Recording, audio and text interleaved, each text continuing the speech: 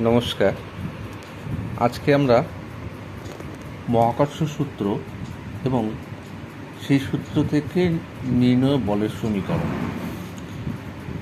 এই মহাকর্ষের সূত্রটাও দিয়েছিলেন বিখ্যাত বিজ্ঞানী স্যার আইজ্যাক নিউটন মহাশয়। প্রথম আমরা সূত্রটা একটু জেনে নিই।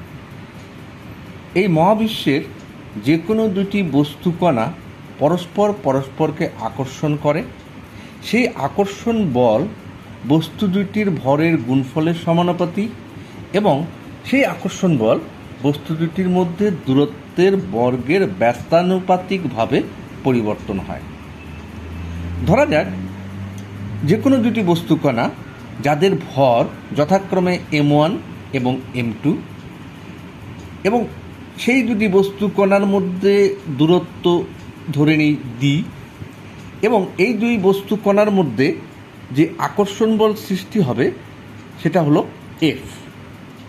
তাহলে এই যে মহাকর্ষের সূত্র সেই অনুসারে যে বল উৎপন্ন হচ্ছে সেটি বস্তু দুটির ভরের গুণফলের সাথে সমানুপাতিকভাবে পরিবর্তন হচ্ছে। আবার সেই বল সেই বস্তু দুটির মধ্যে যে দূরত্ব তার বর্গের সাথে ব্যস্তানুপাতিকভাবে পরিবর্তন হচ্ছে।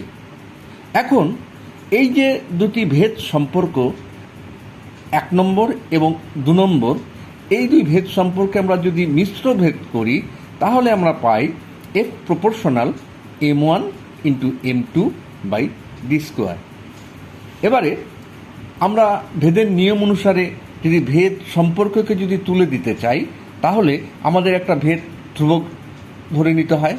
এক্ষেত্রে আমরা জিকে ভেদ ধ্রুবক হিসেবে ধরেছি এবং যাকে আমরা মহাকর্ষীয় ধ্রুবক হিসেবেও জানি।